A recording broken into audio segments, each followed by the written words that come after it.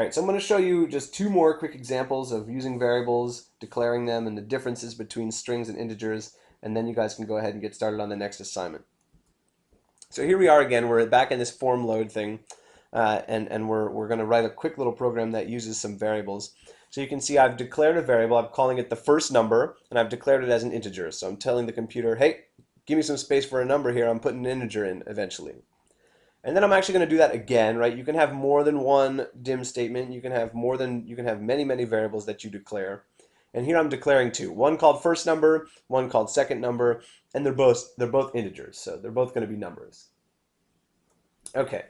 So now I've got these two boxes somewhere. One is called first number and the other is called second number, and they're big enough to hold an integer in them. And I want to do something with it. So I'm going to do that. I'm going to say, hey, computer, stick the number 4 in the first number box and stick the number 2 in the second number box. So the computer is now storing this data in the boxes for later. Okay?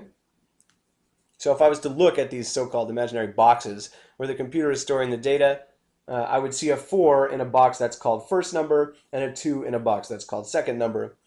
Right now, if I wanted to go back to those boxes and look, I can certainly do that. I say, hey, computer, give me a message box with the first number plus the second number. Okay? Visual Basic is really good at just doing the math stuff for you. Okay? So, of course, the first number 4 plus the second number 2 is 6. Okay? So we should, if this program ran correctly, see a little pop-up message box with the number 6, like we see right there. Okay, so easy stuff. We stored the two numbers in a place, we added them together, and we popped them out on the message box. All right, so let's try the same sort of thing, but this time let's do it with strings. Okay, so here we go. We declare the first number as a string and the second number as a string. That's the same two lines that we had a second ago, but now we have strings instead of integers. And now I'll declare the first, or I'll input the data in, right? I'll say, hey, first number is equal to 4. Okay, now first number is a string, right? So I need to put this data in as a string, and that's why I've put it in quotes. And the second number is equal to 2, and again I've put it in quotes because it's treating this as text and not as a number, right? All right, now this is where it gets tricky. If I was to write the same line again as we did before and say message box equals the first number plus the second number, I would expect maybe to get 6 again, right? Because 4 plus 2 is 6. Okay, but the difference is now we're not working with integers, we're working with strings. And so the computer is thinking about these variables as text and not as a number. So not only is it storing a certain amount of space for that text, it's also treating that information like text. And that means that if I take the 4 as a piece of text and a 2 as a piece of text and add them together, put them together in other words, I don't get 6, I get a 4 and then a 2. Okay, so that's why it says 42. It's not 42 because of some math. It's taking the digit 4 and adding to it the digit 2. If I had put in the word hello for the first number right here and the word world for the second number here, it would say hello world, smush right next to each other.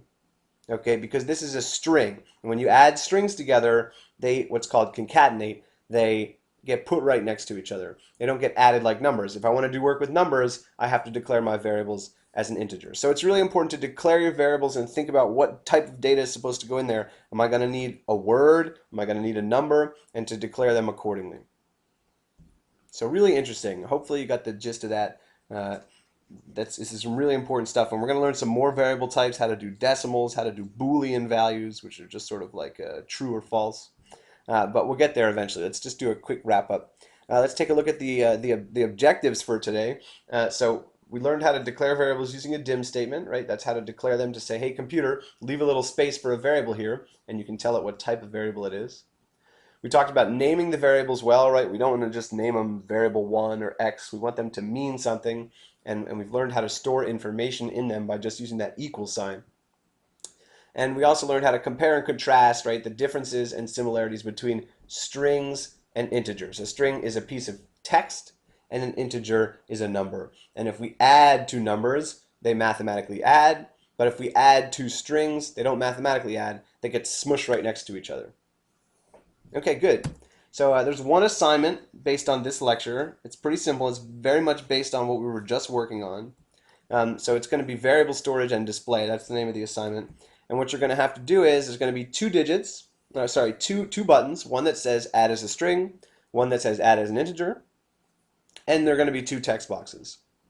If you put a number in each text box, it doesn't matter what they are, and press add a string, you should see those two numbers smushed together, concatenated, as you see in the left text box, right? So if I click on add as a string, the 3 and the 3 will be smushed together like this.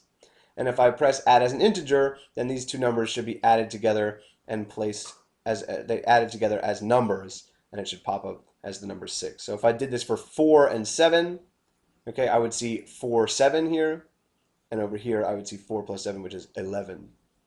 So that's assignment 5. Some vocab, a lot of vocab in today's lecture. First of all, declaring or declaration of a variable. What does that mean? How do you do it? A variable in general, what is that? We just learned it. Maybe you can go back and check it out. And then strings and integers as two different variable types that are super important and that we want to keep track of. Good. I hope that that does it for today. You guys can get started on that assignment 5 if you got this far. Feel free to throw something in the questions queue if you're having trouble. Good luck.